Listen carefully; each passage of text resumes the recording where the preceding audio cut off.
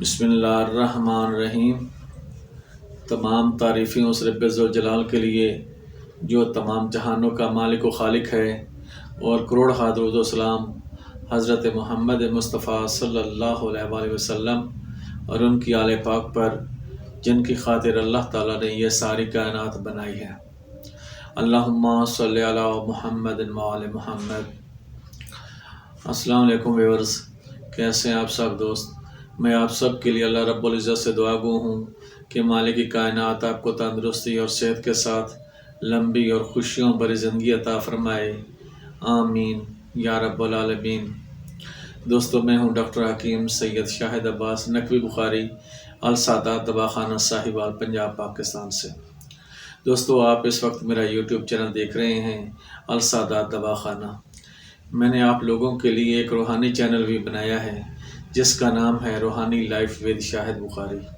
آپ اس چینل کو بھی لازمی سبسکرائب کریں۔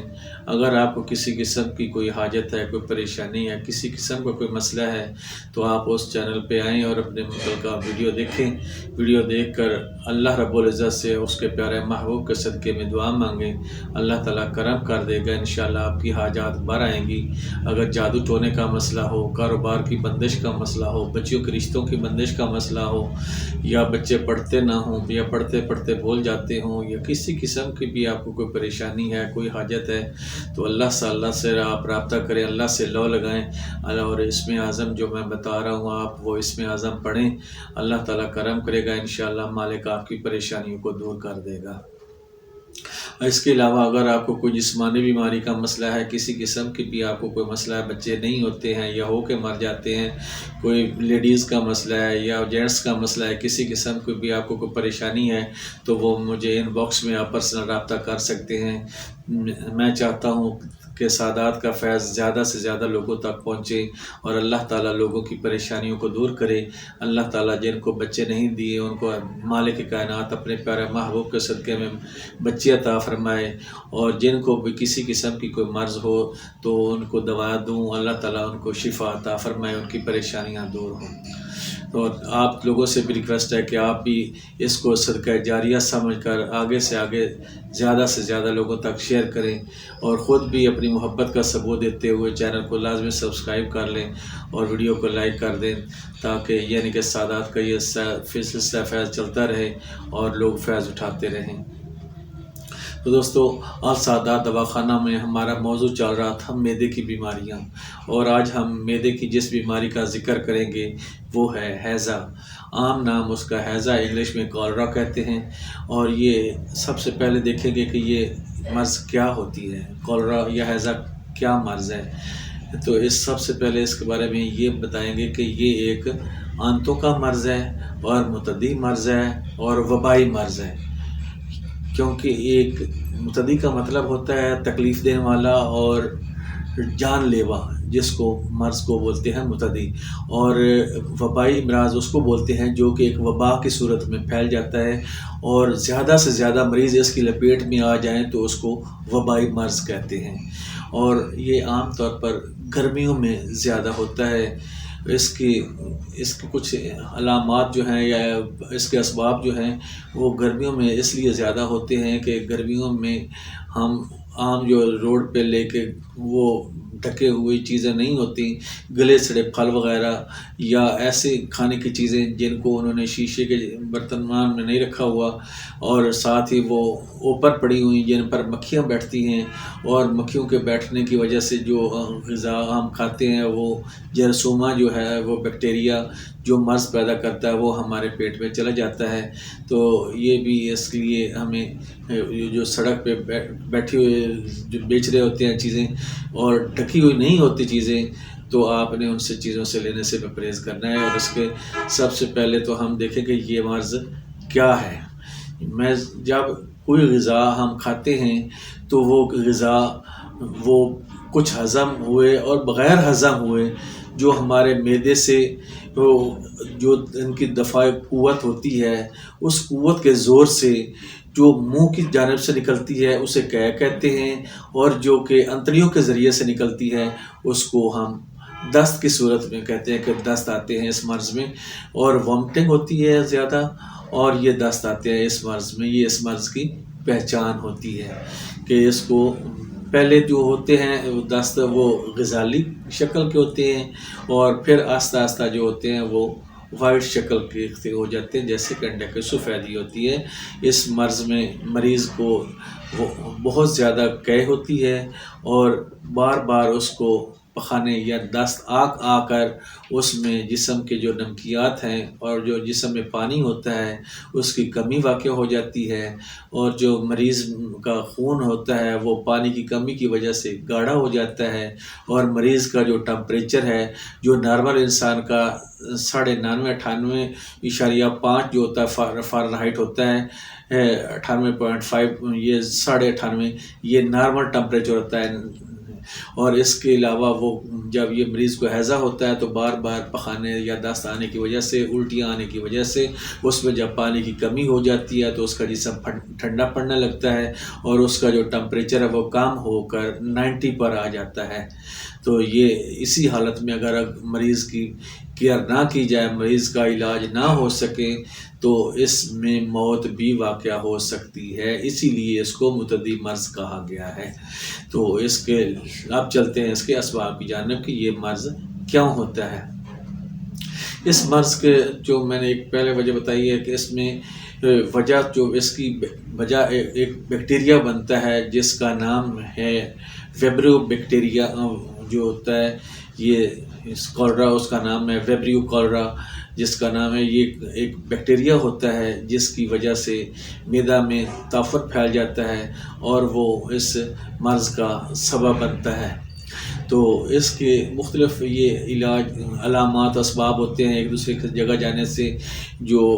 سب سے پہلے تو جو مریض پہلے کسی کو ہیضہ ہو جائے تو اس کی جو وومٹنگ ہوتی ہے اور یا اس کے دست ہوتے ہیں ان پر مکھیاں بیٹھتی ہیں، تو اس کے اوپر جو جرثومہ ہوتا ہے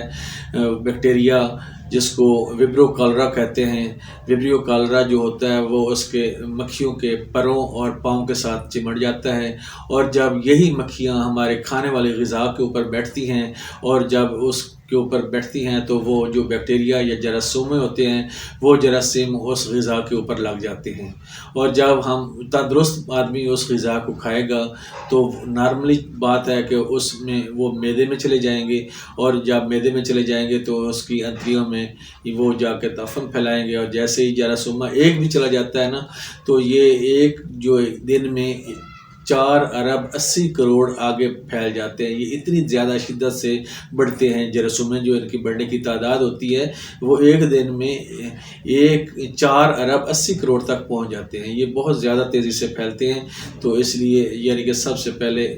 تو وجہ ہوگی مکھیوں کی. اس کے علاوہ جو مکھیوں کے علاوہ جو ہمارے ہوا ہوتی ہے، ہوا بھی اس کا سبب بنتی ہے. جب ہوا چلتی ہے تو اس کے جو الٹی کے یا دست کے اوپر جو جراثیم ہوتے ہیں جراثیمہ، یہ ہوا کے ذریعے بھی ایک جگہ سے دوسری جگہ یا تندرست انسانوں تک پہنچ جاتا ہے. اس کے علاوہ مریض کے جو جھوٹے برتن ہوں گے یا ان میں کھانا کھانا، مریض کا جھوٹا کھانا کھانا، یا اس کے علاوہ مریض کے جو کپڑے ہیں وہ کپڑے پہننا،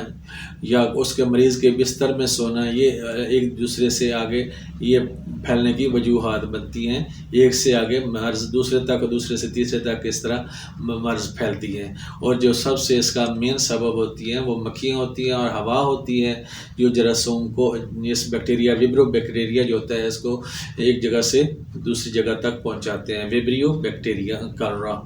ویبریو کولرا اس کا نام ہوتا ہے بیکٹیریا کا. تو اس کو ایک جگہ سے دوسری جگہ پہنچانے میں مکھیاں اور ہوا مدد کرتی ہے، جو کہ مریض سے تندرست انسانوں تک آگے تک پہنچتی ہیں. تو اس کے یہ اسباب ہیں. تو آپ چلتے ہیں اس کی علامات کی جانب. اس کی علامات جو ہیں، علامات کو ہم 3 درجوں میں تقسیم کرتے ہیں. اس کا جو پہلا درجہ ہوتا ہے اس میں سب سے پہلے ہم اس کو مریض کو وومٹنگ، قے اور دست بہت زیادہ آتے ہیں. پہلے درجے میں مریض کو قے اور دست بہت زیادہ آتے ہیں. پہلے دست جو ہوتے ہیں وہ ہلکے پیلے رنگ کے ہوتے ہیں. پھر آہستہ آہستہ وائٹ ہو جاتے ہیں، جیسا کہ انڈے کی سفیدی ہوتی ہے، پھر اس طرح کے سفید رنگ کے دست آتے ہیں، اور نمکیات بھرے جو ہوتے ہیں وہ بار بار اس کے جسم سے نکل رہا ہوتا ہے، اور مریض میں نمکیات کی کمی ہو جاتی ہے، مریض میں پانی کی کمی ہو جاتی ہے، مریض جو ہوتا ہے وہ آہستہ آہستہ کمزور ہونا شروع ہو جاتا ہے، اس میں نکاہت اور کمزوری ہو جاتی ہے، مریض کا جسم ٹھنڈا پڑنے لگتا ہے۔ اگر اس حالت میں علاج نہ ہو سکے تو مریض کی موت واقع ہو سکے۔ دوسرے درجے کی جو علامات ہوتی ہیں، یہ اس میں مریض کو بہت زیادہ شدت ہوتی ہے مرض کی، زیادہ خارج ہونے کی وجہ سے، دست زیادہ آنے کی وجہ سے مریض میں اتنی کمزوری ہو جاتی ہے، اس میں نکاہت ہو جاتی ہے، اس کی آنکھیں جو ہیں وہ اندر کو دھنس جاتی ہیں، اور آنکھوں کے گرد جو ہیں وہ سیاہ حلقے بن جاتے ہیں، اور مریض کی جو کمزوری ہے وہ واضح نظر آ رہی ہوتی ہے، اس کا جسم ٹھنڈا ہونا شروع ہو جاتا ہے، اور ساتھ ہی اس کے جو ہے مریض کو لب اس کے خشک ہو رہے ہوتے ہیں، اس کو پیاس کی شدت محسوس ہوتی ہے، زبان اس کی خشک ہو جاتی ہے، تو یہ اس کی دوسرے درجے کی علامات ہوتی ہے۔ اب چلتے ہیں تیسرے درجے کی علامات۔